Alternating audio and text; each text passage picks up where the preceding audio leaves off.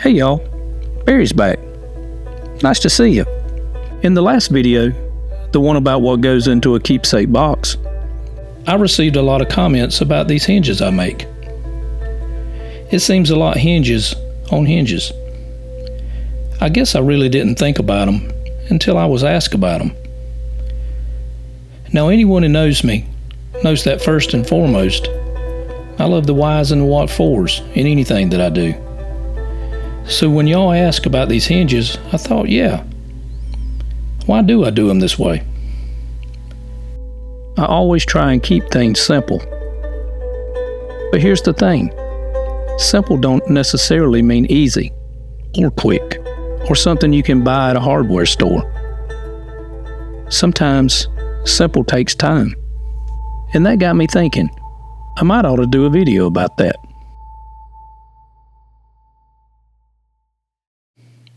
See, I'm no fancy kind of guy.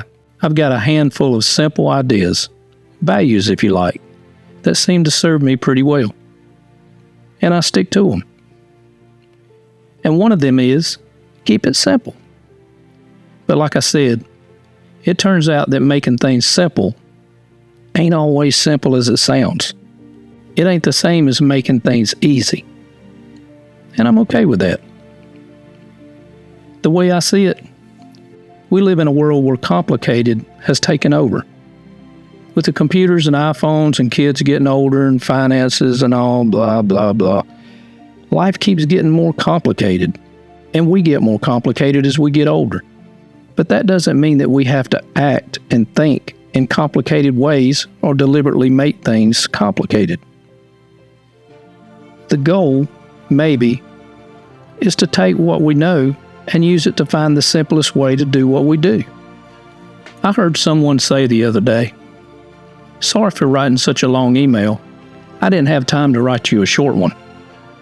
I kind of like that, and I kind of feel the same way about hinges. It's hard to be simple. It takes time to be simple, and I take the time to make simple hinges. I could probably make as much money finding a shortcut, doing less and charging less, but why would I do that? Why would I try to save time doing what I love spending time doing? That would be defeating the point. As a kid, my mom used to tell me, as I left for school, "Barry, do your best. Make sure you leave the day better than you found it." I try to do that with my woodwork. And I want the owner of the box to feel its magic blend of material, time, craft, and heart. A piece that looks like it's had a life.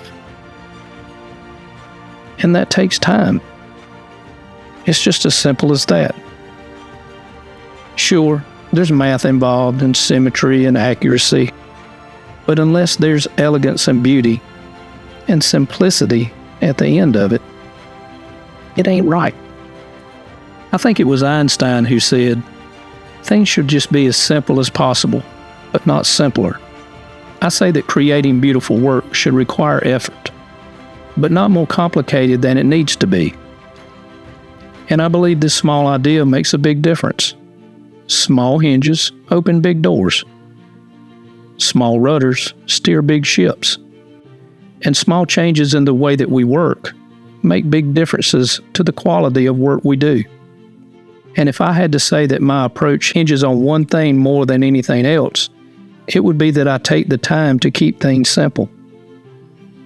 The hardest thing to do when coaching athletes is to get them to slow down, to take their rest as seriously as they take their training.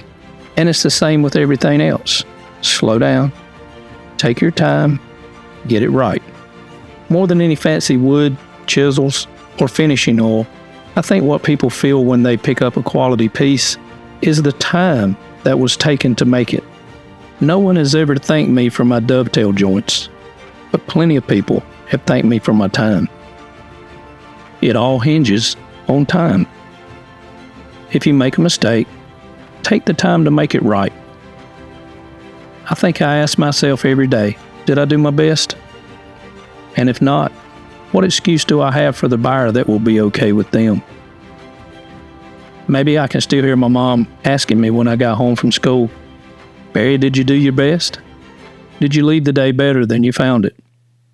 Now, I might not know much about much, but what I do know is that I always sleep better when I can answer yes. And the only way I can do that is by taking the time and getting it right.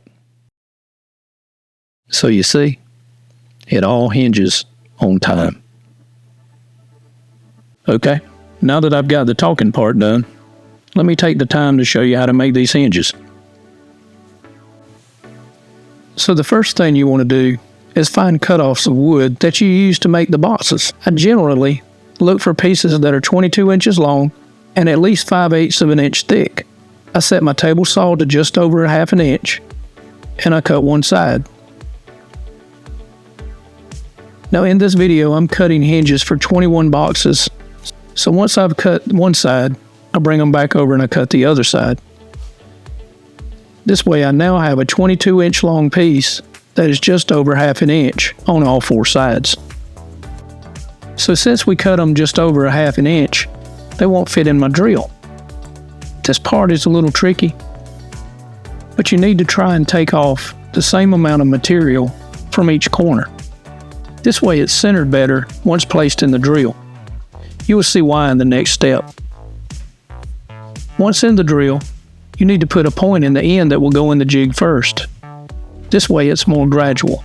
So I used to try to hold the dowel in my hand, but that kept eating holes in the glove. So I made this thing with a hole in it. And that's what I used to put a little bit of pressure on it to apply it to the sandpaper. You with me so far? So here's the first attempt, and why I make so many of these to begin with. If there's any weakness in the piece, this is where you'll find it. So let's try this again. Now I don't have any way of proving this, but if the taper is long enough that it can fit through the hole completely before it hits the blade, I tend to have more success making a smooth dowel. Can you see the shine as it's coming out? That's money right there. Now you saw how many blanks I made, and these are the only ones that made it out the other side. For me, anytime I'm doing something repetitive, I try to make a pattern so that I can always go back to it.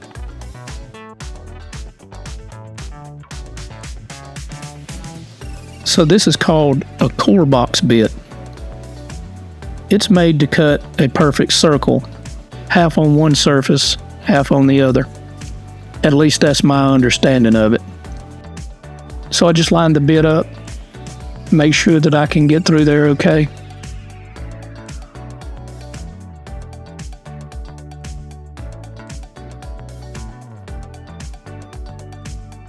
So now I'm cutting the bottom of the box. You gotta have a groove for it. Exactly half of the dowel has to go in the bottom, the other half in the top.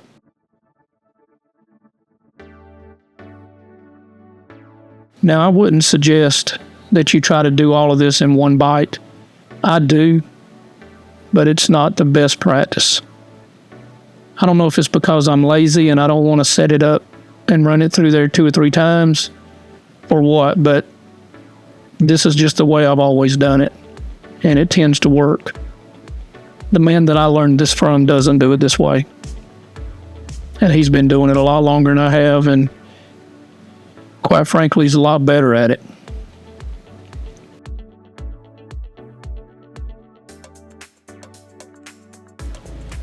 But I always try to go back through that second pass and clean it up. So here's why you don't do all of it in one pass. This is the kind of nonsense you get.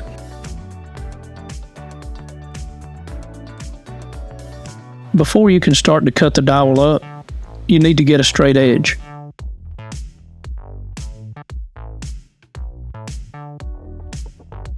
I always do my hinges in odd numbers. Typically for my boxes, there's 7 hinges. I've done some with 5 and some with 3, but I don't think I've ever done a single hinge. How would that work? Oof.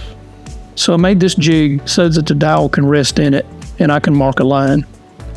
That line will give me the ability to line everything back up before the glue dries. That helps with the wood grain. Now that slot at the end, right there where the 6 is, used to be where I would cut my dowels with a handsaw. Now I use the table saw, and you can see the black marks to kind of show where a big chunk of the wood's going to come out. Now the downside of that is you're missing some of your wood grain. It's not going to look continuous. So if you want to do it with a handsaw, if you're only doing a box or two, I would recommend just getting a good quality handsaw and cutting it there. So like I said before, anytime I have a chance to make a pattern, something I use over and over, I'll do it. I believe that your fingers can tell you more about whether or not a piece is flush than any instrument that you can buy. So here all I'm doing is just using a rare earth magnet. Kind of holds my place. Well, it doesn't kind of hold my place. It holds my place so that I can keep making repetitive cuts. Now you won't see it here, but I'll cut every hinge for 20-something boxes before I move that magnet again. I'll check it from time to time, but for the most part, it stays right there.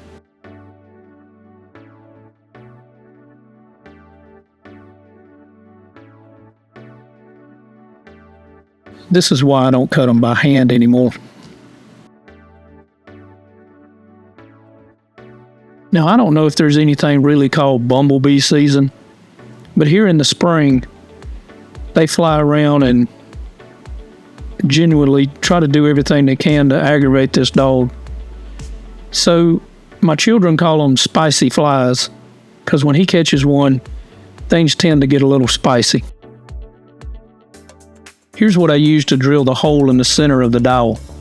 I get these from Rob Cosman. Mine quit working the way it was supposed to a long time ago, and I just never did anything else with it. It's supposed to hold that bit in the middle so that you can insert the dowel and drill the hole, but mine doesn't hold the drill bit anymore.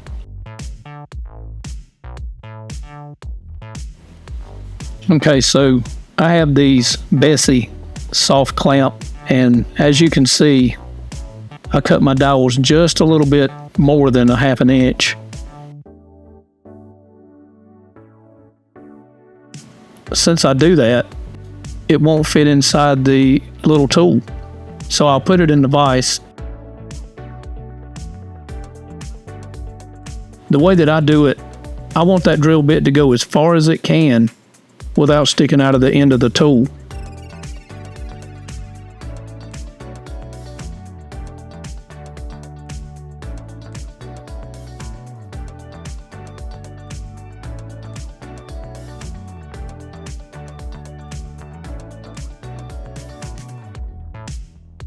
Since it's a little bit bigger, I have to use one drill to get it to slide on there and back it off.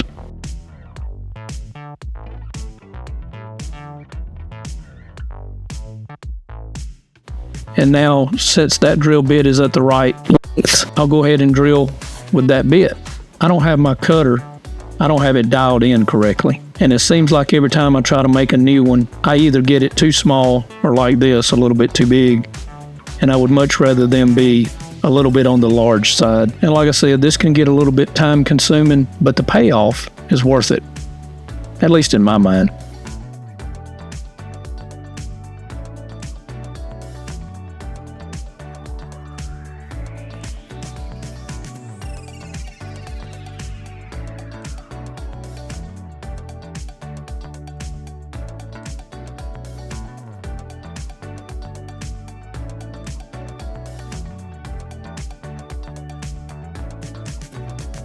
So the next step, I'm just trying to rough up the groove where the hinge will fit so that it will accept the glue a little bit better.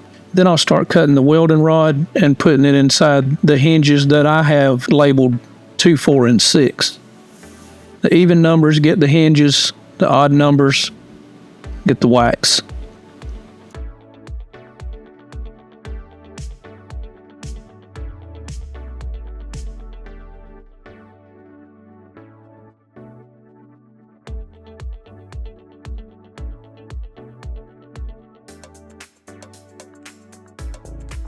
So when I put my first one together that was a 1/2 inch, I didn't put wax in it.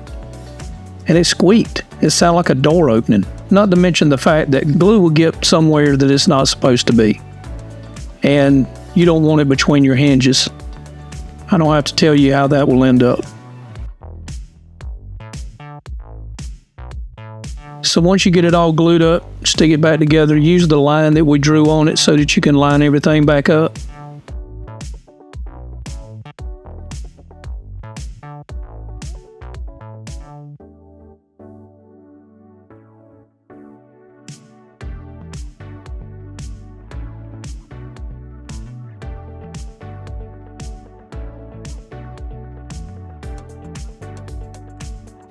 And I'll go in here and I'll mark each joint and where it's going to be in reference to the groove.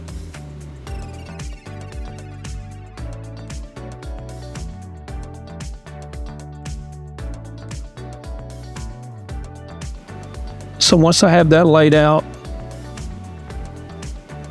I can scribe those lines so I'll know where glue goes and where wax goes. Then I'll just mark my lines from the bottom to the top.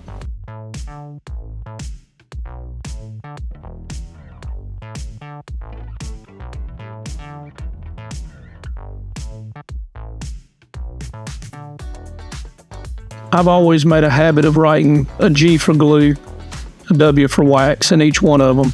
I guess I'm a paint by numbers kind of guy, and this way I can't screw this up.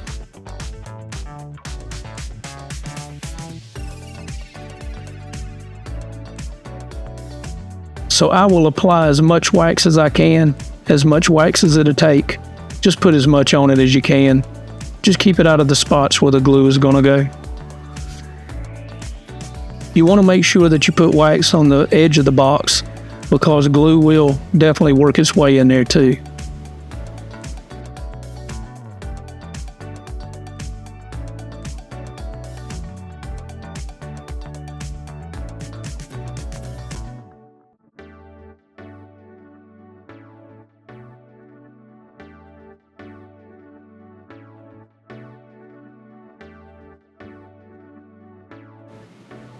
Here I'm just putting glue where glue goes and using this little stick here to spread it around.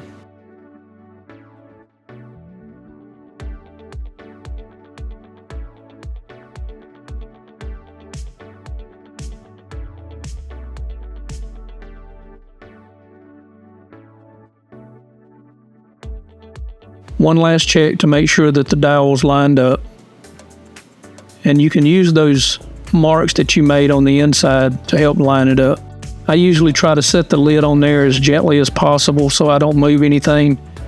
And I've started using a clamp in the front of the box so that I can make sure the front's lined up.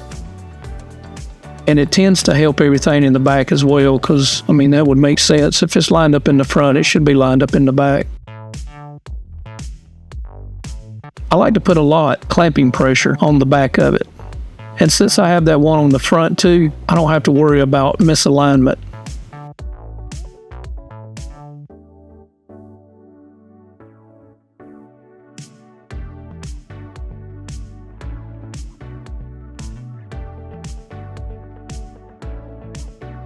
And then one last one in the middle.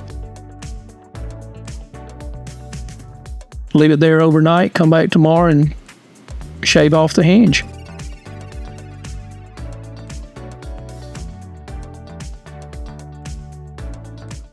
So I don't know if you can tell it, but the glue is still wet. This is not the next day.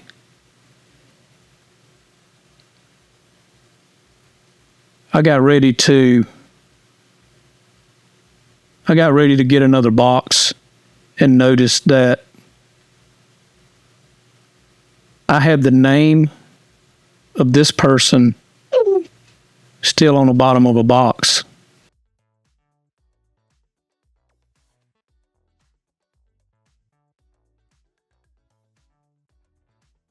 So what I did, being in a hurry, was glued a top onto a bottom that didn't match.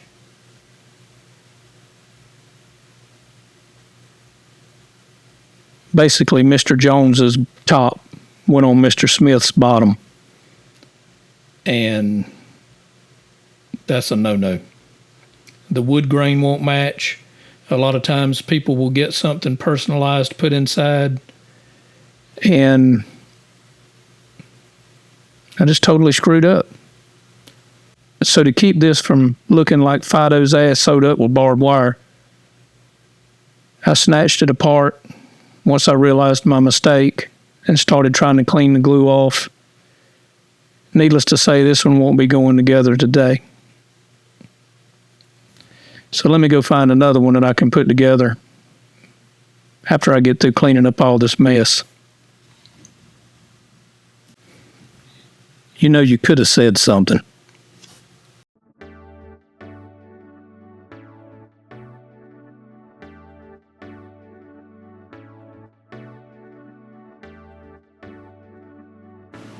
So the next day I break it out of the clamps.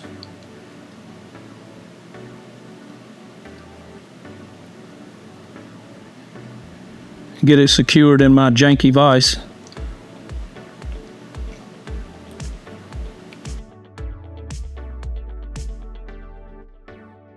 And start to shave off the hinge.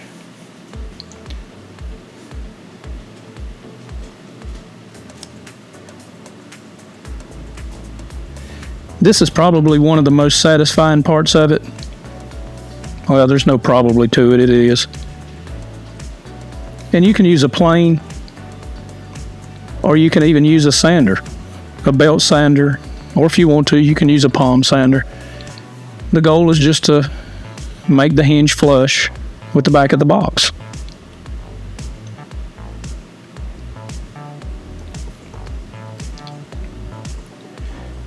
And pretty much any kind of saw will take care of this job. I like to use my dovetail saw.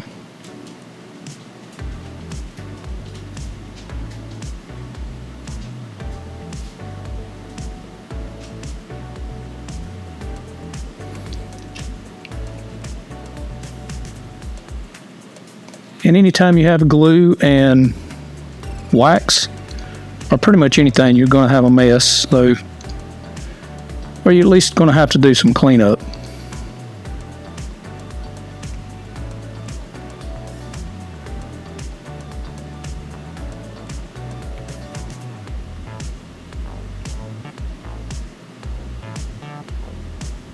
Now, I might have been a little bit premature a while ago when I said that the most fun was, or that the best part was shaving the hinges off, because this is pretty cool too.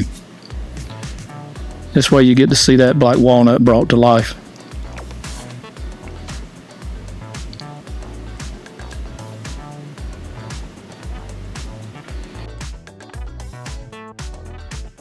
Or when I first started making boxes, I wasn't making very much money.